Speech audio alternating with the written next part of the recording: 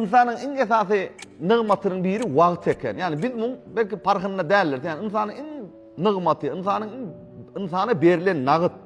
Bu nağıt demek ne demek? Ögünden berilen adı nağıt değil ya. Şu nem için berili? İnsanın en esası nığmatı ve bu dünyadaki en kımmatlı teristlerin biri wagtdır diye. Wagt bolmadık bolsa biz hiç şey amal edip bilmezdik diye. Hiç amal edip bilmezdik. Yani wagt bolmadık bolsa düşünsene biz hiç de amal edip bilmeydik. Demek bizim için wagt çok mesuretde bir gerek zat. Bir de wagt ölçegili ve dine hazır ullanmaklı şerti bilen qaytalanmayan görünüşte berilipdir. Yani şunu diyebilmeyen, mesela için elinizde diyeli nağıt pulunuz vardır, terişteniz vardır. Men bunu ullanacak değil, ertir ullanacak deyip biliyeniz, yönü wagtı şey deyip bolanok. Hazır ullanmalı ola. Şu makal sen eline mesela için kalkan diyelim mesela için 100 manat berdi. Şu 100 manadı şu mahal ullansan, ullanayan yine bir minut sonra şu 100 manat hani nola urla, kağıda urla, dik kavul edeyin. Wagtı yok mazuratta ne demek şu wagtına ullanılmalı zat. Bir yıl vaqt birliginde 365 gün var. Yani bir yılda 365 gün var.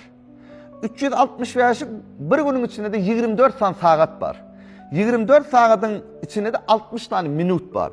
Cemi bize 525.600 minutluk yani ben bunu manata deyip yazdım. Manatlık yani 525.600 minutluk bize nağıt beriliptir. Yılla yani demek bizim yılla 525.600'luk elimizde nağıtımız var. Yöne bu nağıtı men 31. dekabrda ullanacak. Tədil geliyor şonlar deyip bilen o. Mümkün değil. Yok o vaxt. Şonun için ne etmeli? Şu vaktinde ullanma öyle. Şu vaxtı, fırsatında. Şimdi sen şunu deysen, hazır sen dur diye durdurup bolanok onu. Şunu deyip bolanok. Mesela şu 26. yanvar saat 12.00. Sen hazır dur. Men uqlayın, deyin zarayın. Ondan sonra sen ullanacak deyip bolanok.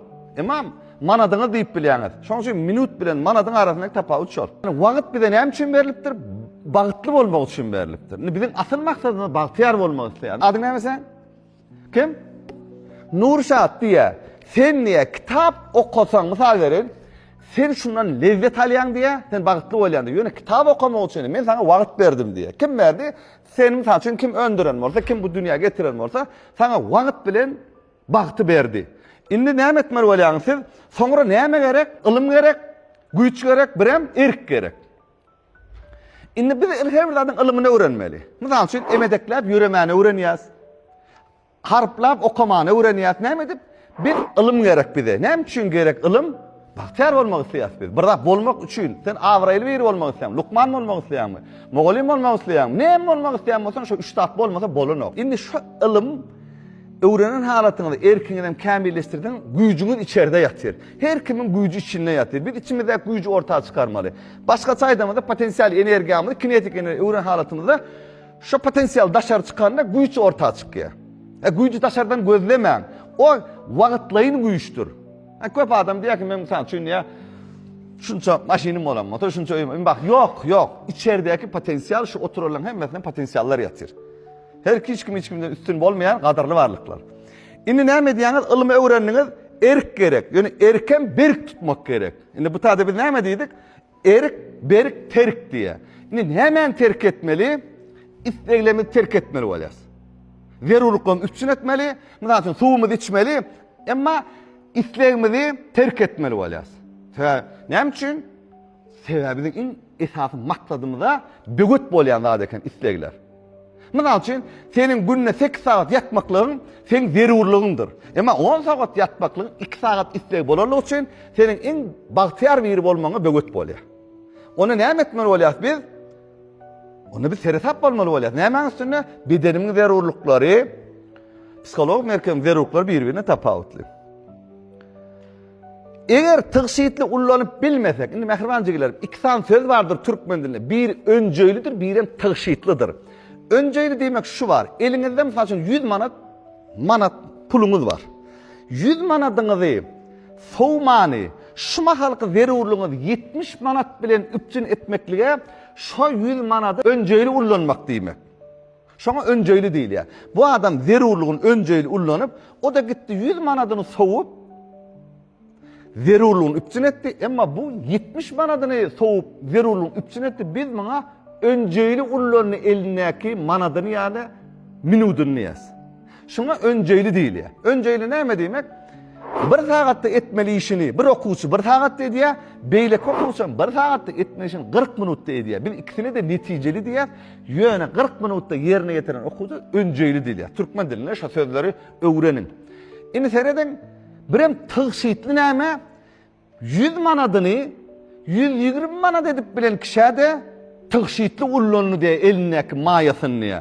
Indi bizim maksadymız bizim 525.600 minutumuz var eken yıllık. Indi biz şu minutu şeýle bir tygşytly ullanmaly. Yani bir saatda okulyan kitap 40 minutda okap ve neticede 525.600 saat 50 etmelerle 750.000 manatlık edip geleceğe maya koymalı. Anladın siz şu anda kâre öğreniyorsunuz. Nerede öğreniyorsunuz? Tygşytly ullanyan okuwçylar ir gözünden 25 yaşına yetip gitmeni 4 san dil öğreniyorlar. Şu çağa wagtyny tygşytly ullanýan, ýagny näme etdi? 25 ýylla, 35 ýylla, 50 ýylla etmeli işini 25 ýylla edip yapdy temany. Şoň üçin türkmen atalarymyz näme de? Käri, hünäri öwreni ýigrenýändirler. Şoň aňyrtyndan ýatan wagty tygşytly ullan diýmek bar. Indi şeýle bir zat bar. Nagtymyzy bolar bolsa da harçlasak. Elimizde näçe nagt bardy Gülşat? Nurşat? 525.600 elimizde nagt bar. Kıyınçılığa duçar. Eğer de nagtymyz yerlikli maýa goýum arkaly ullanyp bilsek, durmuşda bagtyar boljakdygyny mehribanlarymyz hem öňden hem öňünden gaýta-gaýta aýdypdyrlar bize. Wagt diýen nygmat bugün wagtyna ullanylmasa, dün ullanmadyk. Ya da bir tarpa ullanan wagty bugüne näçe istesek de ullanyp bilmeýişimiz ýaly ähmiýetli bir işimiz üçin ýetmeýän bugünkü wagtymyzda ertirki wagtdan nesli alyp bilemdik. Şuň bir gerek wagt gerek maňa. Şuň mysal üçin diýeli 1440 minut maňa ýetenok. Maňa 2000 minut gerek diýende bolanok. Näme etdik? Diýmek, biz näme etmeli bolýar? Dünkü wagtymyzy tygşytly ullanan bolsak, bugün elimizde has köp neme bardy?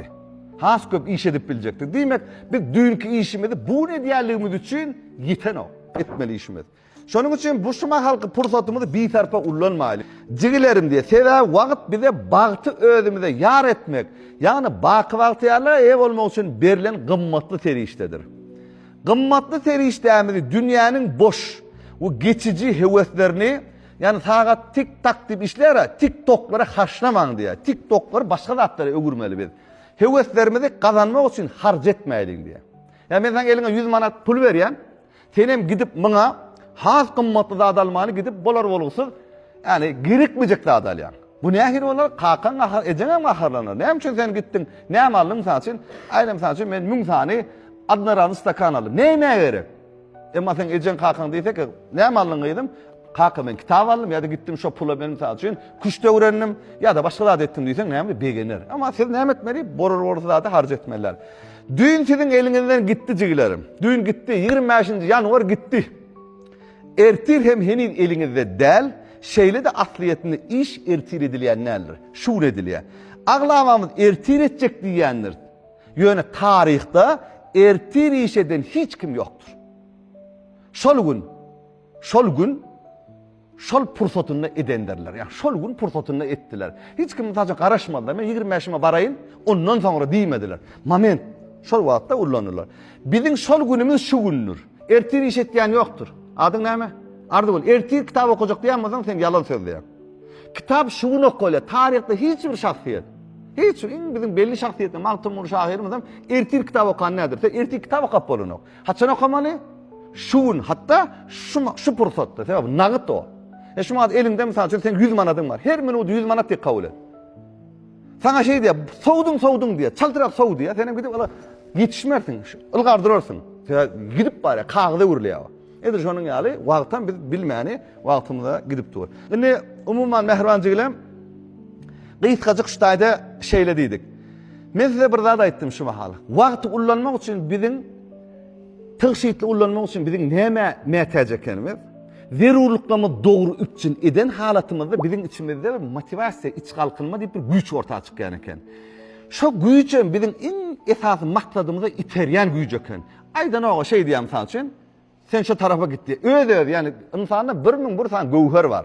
Şu gövherlerini zayılamadık oldu. Aslında gövherler zayılanmaya. Doğru üpçün etsen. Mesela siz gidip günde 3 saatlap TikTok'sunu oturayamasanız, siz psikolog merkezinin zerurluğunu yani isteklerini üpçün edip dünyada bozup oturuyorsunuz. Bir havar ondan. Şonun için ne etmeli öyle? Mesela şu mesela 3 litre su içtik. Bolli. Şu zerurluğu şu. Ama sen bunu 10 litre etsen, o senin zerurluğunda isteğin. Mesela alma peydalı peydasız mı? Peydalı ama alma peydalı 10 tane almayayım edem. Dünyada bozuyoruz. Bozuyan ekenimiz. Yani şu bozulma birimin. Benim diye ki canca gelen bozman şonu yani. Ne etmeli öyle? Vaktimiz tığşitli olmak için hükmen sorta zerurluklarını doğru üpçün etmeli öyle. Ne gerek? Kada mesela için bir gov çıkış etse, ya bir gov bir kitap yazsa, ya bir gov bir gov etse, şonu hüvesleyen varsa demek sizin içinizde şu motivasyon var demek. Kaviriniz var, üf, bunam yana şogur diyen o da şol adam gövherde aylandı. Onun için motivasyon yok. Ya düşünsene, mayalın qavın içinde mayalık bolmasa sen sonra neçe litre süt koysan koyuver, şu süt qatığa öwürlenok, yoğurda öwürlenok, peynire öwürlenok. Näme üçin? Motivasyonu yok ettin sen. Motivasyonu yok etip nädip yok etdik? Zerurluklarını doğru üpçün etmedik. Doğru üpçün etmeli öyle. Onu näme? Mesela için beden merkezimizin zerurlukları var. Biz näçe tane elementleri var? Toprak, ot, hava, su. Su ardıqlar su içmeliler. Ot ardıqlar köp su içmeli. Psikolog merkezinin zerurluğu näme? Tipiklerin psikolog zerurluğu katnaşmak, tip 5'lerin psikolog zerurluğu tip 2'ye katnaşmak değil, yani az katnaşmak. Bizde näçe tane tip var? 9 tane tip vardı. 9 tane motivasyon var demek. Şu vakat men beriyan tapağım hemmeňde deň täsir ediyor. Näme üçin? Motivasiýalaryň formulası tapawutly. Onun üçin näme etmeli bolýar? Onu biz özümiz tanamaly bolýar.